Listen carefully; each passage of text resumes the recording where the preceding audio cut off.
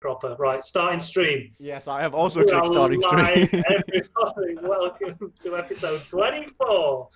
Now we are 8 minutes, no, 7 minutes late. Five. We were only like 2 minutes late. We've been talking for 5 minutes. So everybody in the chat, what's been happening? Well, Jesper apologised for not getting Cameron's camera in order. Cameron's apologised for just being Cameron, and I guess I've apologised for being late. Originally, I wanted this podcast at 5, and we just kept chucking it around. It's so hard to nail down a specific time when all three of us can work together in harmony. But we're here. So anyway, Jesper, what's that big black thing dangling in your face? Deja vu. It's almost like we've literally just done this. I made a really amazing sound effect. That was the sound effect of me dropping the very expensive Rode podcaster microphone that you see behind me there. I dropped it. We bought a new microphone. It comes with this blue arm, which apparently only goes like a 90-degree angle from the top down. Whatever. I think the real thing people want to know is, Chris, where in the world are you? Because Cameron doesn't even know this yet. Well, I'm currently in darkest, deepest Yorkshire, and I'm at Ben Swiss' house. I'm on tour. I'm in Ben's house, covering the podcast from here because I didn't get time to get home. He's around somewhere, so hopefully he might pop into the podcast at some point. Maybe answer some questions that you might have for him. You class so going from Derbyshire to Yorkshire classes as being on tour, right? Chris doesn't get around much. I barely leave my little studio nowadays. Now I've got it. So, well, except for Germany, which you've just been to. Well, Germany, yeah. Shall we crack on with that? How was it? Well, I mean, the travel was an absolute nightmare. I've not even told you yet. I refuse to tell you because I didn't want to give you any more hassle. But oh my God, I spent more time traveling than I did at the event. Okay, go on now. I'm peak interest. It's a boring story, but I flew into Hamburg. You know, when you get your connecting flight, you normally come off the plane, follow the connecting flight arrows, and you never have to leave the security side of the airport. Go through a door, into baggage claims, go to the help desk there. I'm saying, where's the flight connections arrow? Where do I need to go? And she went, oh, you're out now. You're out of security, so you have to go back in. I said, what? And she went, yeah, and the security is bad. I only had an hour. The security line was an hour and a half waiting. But it wasn't that. It wasn't the fact that I could just get to the front and say, my flight's going now. The line was so long, and it was so long to get to it, that I had to make a conscious decision to get the train. So if I'd have gone into security, I could have potentially missed the train, or I could have guaranteed getting the train if I'd have committed to going to the train. How can you make such a bodge of that? Cameron has literally traveled many times for us with us, and I've never. How? Do you know how? Sounds like a traveling rookie to me. I wasn't. It was a perfect. It was the only way I was going to get there. If I hadn't, I might have missed it, and we might have not had the exclusive of Veloton, which turned out to be very good. Yeah, I spent 4 hours on a train. It's 4 hours and 40 minutes from Hamburg to Cologne on a train. And cheers. You didn't tell either Tim and me. You still haven't. Were you going to wait until you put in your expenses and we'd be like, what is this train journey? Yeah, and then I could explain it then. Instead, you choose to take a public forum with the podcast live. It's a perfect excuse now, though. When you don't pay my expenses next month, I'll be able to bring this back up on the podcast. Anyway, right, coming back, get this. Landed in Berlin, got off the plane, got pushed out, so I had to go back through security again. Went through security, nearly missed my plane again because there was only an hour difference. I walked back up the plane steps. The same woman is there to greet me off the plane I'd just got off. And I said, have you come from Cologne? She says, yeah. I said, on this plane? She said, yeah. I'm sat in the same seat on the plane. So I literally could have just sat there on the platform, on the tarmac, and waited. You should have just gone and hid in the toilet. I should have, if I'd have known. If I'd have known it was the same plane. But anyway, let's talk about Veloton, that is right? highly illegal as well. So yeah, that's not Veloton. All right, don't. No, don't. But Veloton, oh my god, it was amazing. Have you seen the videos? Yeah. Yeah. What do you boys think? Okay. Yeah, it's great. It's great. It's Come on. Is this Say like what when you you mean. ask a student, "Have you done your homework?" Yeah. Okay. I watched To the front of the right, camera. so from what I've got from it is it kind of it's a new cycling app, right? On your like a new version of Zwift, but it seems more realistic, right? It's like real roads and real races, racing against. Yeah. There looks like there's more information and more data than you get on Zwift. Come on, Chris, you're the expert here. I think you Help him out. should take over. No, I'm too busy reading this chat. I'm enjoying really what's going on in the chat, and I'm watching Jesper. I'm wondering if Jesper realizes that every time he gets his phone out, I'm trying to read the chat. I'm trying to see. it. All right, okay, that's I was fine. trying to get the chat open. You can't tell if he's texting or No, he's, look. Can you see? Are you on there you Tinder? go. Nah, Am I on Tinder? Double tap. I bet the next app is Tinder. Swipe up, get away. Yeah. Twitter there you go. and Messenger, then WhatsApp, then Instagram, Facebook, Gmail, Spotify, YouTube Studio, Clock, Netflix. Grinder. That was the next one. I wasn't going to get to that one. Right. So yeah, pretty much. It's one of the most realistic indoor training platforms there is now. It was pretty mind blowing to see how good it actually was. I mean, you've seen the game on the PS4, and I got to ride it with the Virtue Pro bike, which is slightly different from riding a kicker. In fact, it's totally different from riding a kicker, and it did take a bit of getting used to. But the one thing I noticed, and it wasn't until I started watching the video back, is how little I paid attention to my watts, how fast I was going, things like the things that I normally do in Zwift, I didn't do in that. So normally I'm looking for watts per kilo, I'm looking at my wattage, I'm looking at my heart rate, and I'm judging how long I'm going to be able to survive in a group, or if I can catch the next group, or whatever it is I'm doing in Zwift. But that, because they were all avatars, because I knew that they were all to a certain level, it was just a matter of just like smashing yourself to bits just to try and stay with the group, or to catch a group, or to make a break on it. It felt like a real road race as opposed to, a Zwift race, which a Zwift race nowadays is just, everyone goes balls deep, and then if you're strong enough, you stay there, or if not, you go out the back. But with this, you could sit at the front of the peloton and go, screw it, I'm going to have an attack, and just go. And if the riders were feeling aggressive and they wanted to chase, they would. If one wanted to attack, they would. And it was, the beauty of it, what I found was nothing was the same. Nothing was ever the same. And I loved it. I absolutely loved it as a one-player game as well. Obviously, that's not what it's going to be about, and I guess that's not where the money is going to be made. It's going to be community-led, I guess, like every other indoor cycling platform is. But in fact, in the comments, the amount of people that were just saying, if this was a one-player game, I'd bloody love it. So. Yeah. But I'm really into it. You're saying it's like a real road race, but that's because it's like a game. It's an actual embraced game, and that's why it's fun. Like, you not looking at your watch. I've ridden the same platform. I did it over Christmas, and I found the same thing. I was just going way too hard. I'm like, I'm blowing up. I'm dying. How is this happening? I look up. I'm like, shit, I'm doing 500, 600 watts like on this hill. Why am I doing this? I don't intend to do it.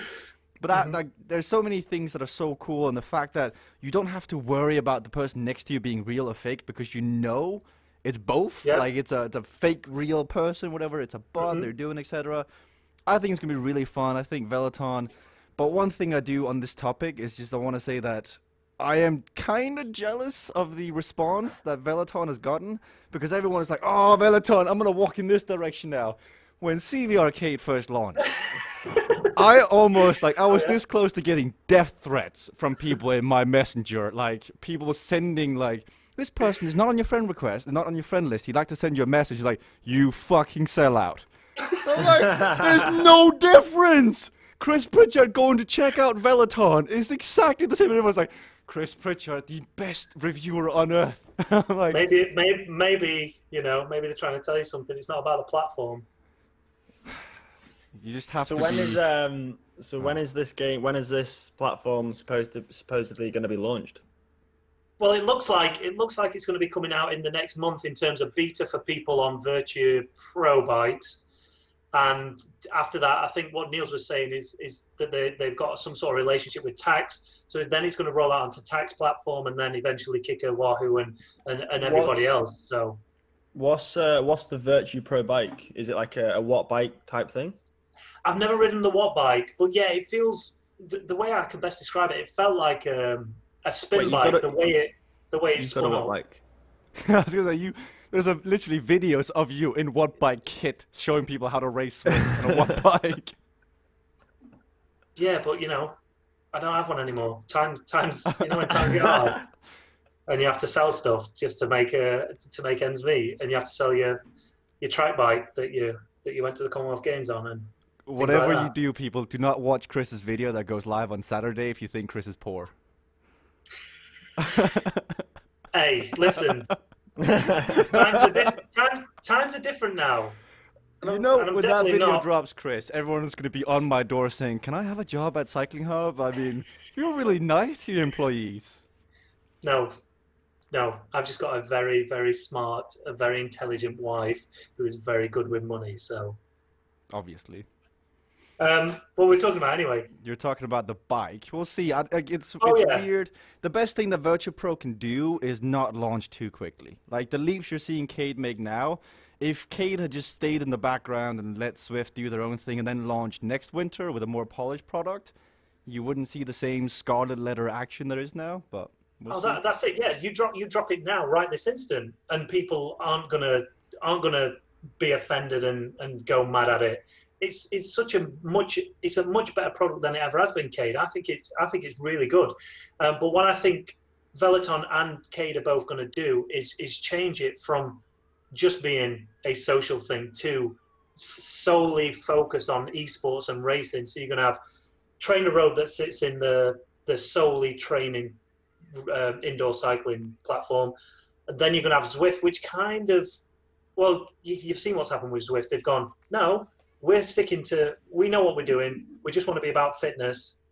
Oh, wow, we've got a massive community. Oh, they enjoy racing. Oh, okay. Esports, what? There's loads of money in it.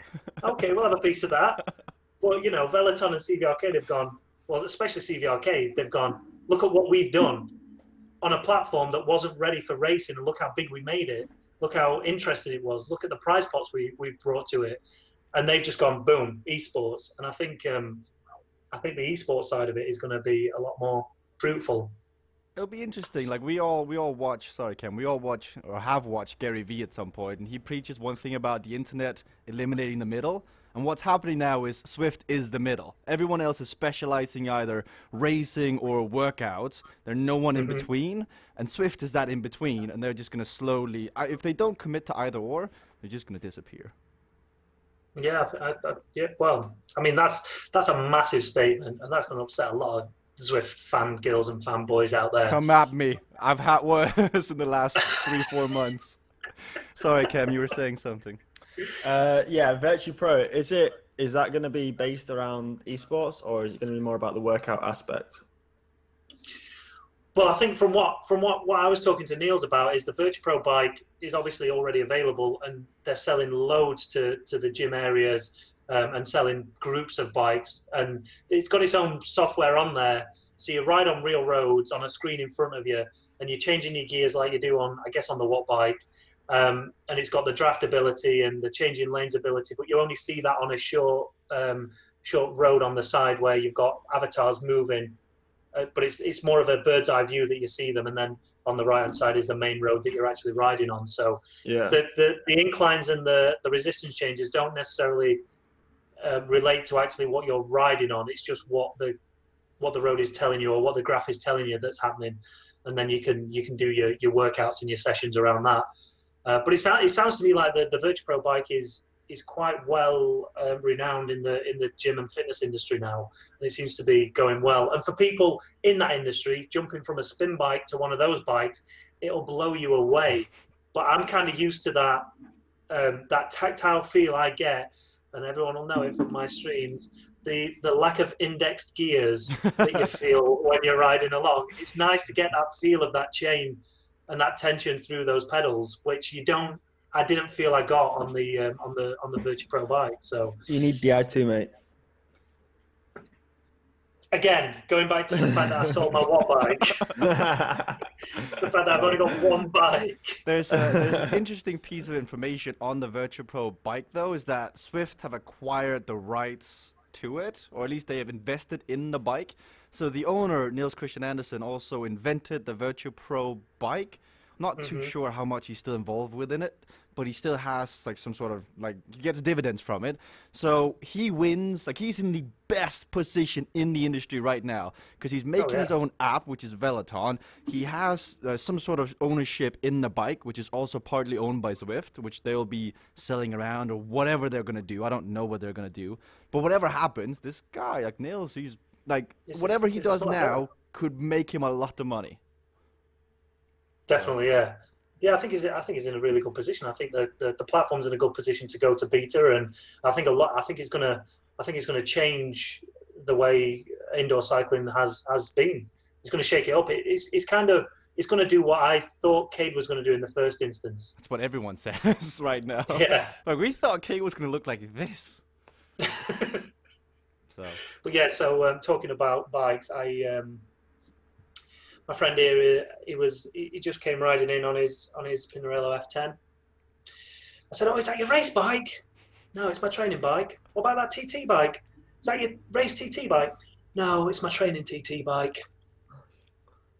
That's like probably four. I don't know how many bikes. How many bikes did he get? 2 race bikes and 2 TT bikes. Yeah, something like that. Until they break one, and then they just get another one. That's crazy. They never break though, do they? Because they're Pinarello. Yeah, exactly. There's that one clip of Johnny Moscone's wheel breaking. Do you remember that? Like they were doing a team time trial and the wheel just combust like. Yeah, that was a carbon wheel, weren't it? That was it. Like What about 3-spoke or? What about the AG2R development rider that was doing a time trial and then his bike just literally disintegrated beneath him? Is that when he was in this position and he just went like that? Yeah, well, that wasn't his fault. The mechanic hadn't really tightened the front bolt and. On the fly bars or whatever they're called. Did I tell you the story about when I was riding? And I don't often get to ride with Swifty, but we were out riding probably 3 or 4 years ago.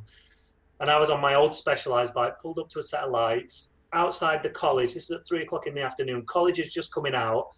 I'm track standing next to him. We're both looking cool. He sets off on his really expensive race bike off the road.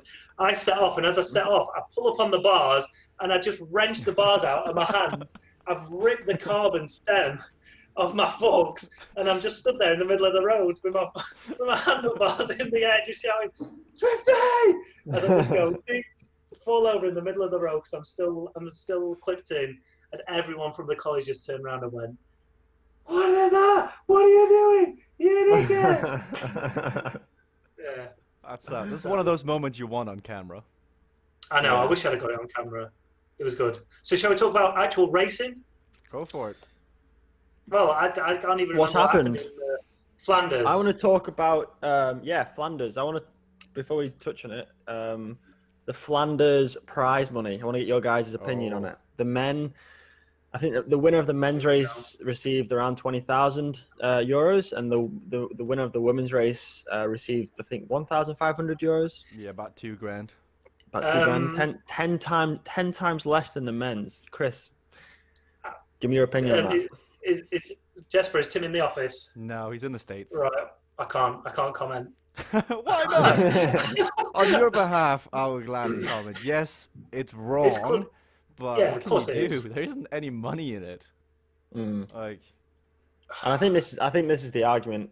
It'd be interesting to see how much that prize money equates to the amount of viewers. So I don't know. Say the men's race got 200,000 viewers, and in equate that made the prize pool allowed the winner to receive 20,000 euros. I wonder if it's in proportion with the women's race. But I mean, if the same amount of people were watching the women's race as the men's race, then I think that prize pool's wrong. So I have a viewing figure on that. So Gem Vevelgem, 75% of the male audience also watched the women's race. So 75% is like I guess the common denominator across all that. So by that logic, they should have received what, 1,500 in prize money. Yeah. 15 grand, sorry. 15 grand. 15 grand. Which is second place in men's. But there is no, like, Tour of Britain does this. Tour of Britain does equal prize money for male and female, which is great. But where are you going to get this money? I saw Cycling Weekly made an article about GB Bristol being cancelled for the ladies because there wasn't funding or something. Is that correct? And the men. So, like, come on. I had an argument with a guy who also had this exact argument. But I'm like, if you are a female cyclist, just up your social media game. That's where the money is. You can literally become Ellie de Kuiper. You can become Puck Moonen. Who else is out there? Yes, it's whatever it is, but it's so much easier for a female cyclist than it is for a male cyclist.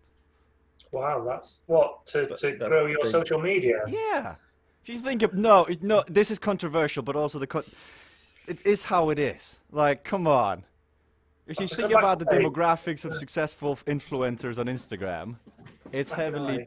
Come on! If you're not watching the video podcast, go to Chris's YouTube channel and rewind to this exact moment and watch how the boys left me out to dry on a topic that they both agree on, but they don't have the balls to say. No, you are right. You are right. But the thing is, women's cycling isn't as... It's just not as developed at the minute, is it? It's coming along, but you've got to think it's certainly getting better. Yeah, how many years have we been watching men's cycling from the 40s, the 50s, the 60s, and it's just grown and grown and grown and grown. And the women's is growing, and when there's people like the Tour of Britain, and I guess it's Sweet Spot, who are putting up equal prize money, then that's how it steps up. And that's how you get better riders in. When you get better riders in, you get more support. And when you get more support, you get more sponsors in, and then it builds racing.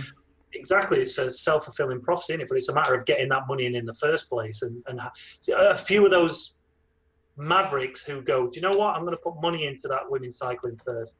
Like WNT, I guess they started small and look where they're going now. So you need people like that to keep pumping the money into it. But you're right. Sorry, Jesper. You're right in the fact that one sex does find it easier to build a social media profile because how do you say it without sounding? Oh, you don't need to say why. You don't need to say the why. Everyone that's just that's hidden. Everybody knows why, and if you don't, you do. But another thing on that topic, if you don't, you do. Did you see the interview with Cecilia Uttrup Ludwig that's going viral? The lady from Cervelo Bigala, the Danish lady who came first. She's the one that went bang! We just smashed it! And then I'm like a dead fish! She's amazing. She's really, really good. But it's good. It's the personality. But am I the only one that just cringes a tiny bit when watching that? No, it's class. It's class. No. It's good to see. But you kind of need that. You need those personalities in there because there isn't in the women's side of cycling. There's no real like Sagans that stand out as those kind of personalities, really, is there? Not really. I mean, in the men's you have like Wout van Aert, Mathieu van der Poel, Peter Sagan, these like quality bike riders that have personality, that show personality. I'm sure the ladies do too, but there's just no coverage. Like there's something wrong with Puck Moonen is the most the cyclist that everyone knows on the female side, but like, I don't know. That's because of the social media, surely. But moving away from all that and all the controversy and these guys coming back in, I had a visitor today. About a week ago, following the last podcast, a guy named Ryan sent me an email saying, "Hey, I'm a big fan of the Grupetto podcast. I do this and this and this. Can I come up to the CyclingHub office and have a chat with you?" And really, first I'm like, is this clever? Like, we have a lot of equipment here. I thought, fuck it. So I messaged back being like, you do this. Explain to me what it is you want to talk about. And he's like, oh, I run this agency called Velo Digital, and it's all this and this and this. And it's like, it's interesting. I mean, yeah, come up. I'll make you a cup of coffee. So literally early today, he was up here just discussing everything. So from being an avid listener of the podcast, from disliking Chris Pritchard content, liking Cameron Jeffers content, to in the CyclingHub office, it's quite... Oh, well, you didn't... No, nothing? You didn't tell me that when you mentioned him earlier. No, I said it was a good story. We chatted about literally everything, which is quite refreshing. but he called your content like Marmite. You either like Chris Pritchard or you do not like Chris Pritchard. I feel like I'm the same. I don't care. Oh, we're all the same. People are watching. No, because the people that are watching, they're liking me, and if they're not, and they don't like me, they're still watching. But at least they have an opinion. So that's what I don't understand is these people that these people, right, that watch my videos every day and they comment the same rubbish every day, like the same negative stuff. Wow. But it's like you're watching the video. If you don't like it, don't watch. Don't watch. And all they're doing, first off, they're giving me another view. Secondly, they're commenting, which makes the engagement rate higher, which pushes the video up the search rankings, which gets me more views, which earns me more money. It's just like, if you don't like my stuff, don't watch it. Don't comment. Yeah, all you're doing is contributing to my pocket. It is weird when people say, yeah, I'm going to unsubscribe. And then, like, you know, a month or two later, you get someone commenting, you know, those people that have said, I'm not going to watch anymore, they're back commenting. They obviously do watch. They're just making a point of saying, I don't like you, or I don't like what you're saying at the minute. But yeah, I'll accept that. I kind of guess Jesper's the same. Very much. I'm even more extreme.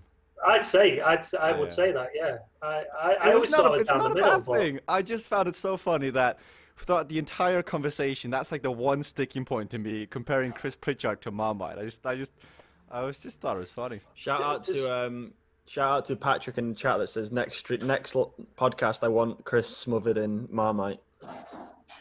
I'll have some of that. Yeah. Marmite Chris. Right, before we go, because I know Cam's got something to do. He's probably doing something interesting. I don't know. I'm playing doing Fortnite. Nothing. Swifty, who's your money on for Roubaix this week?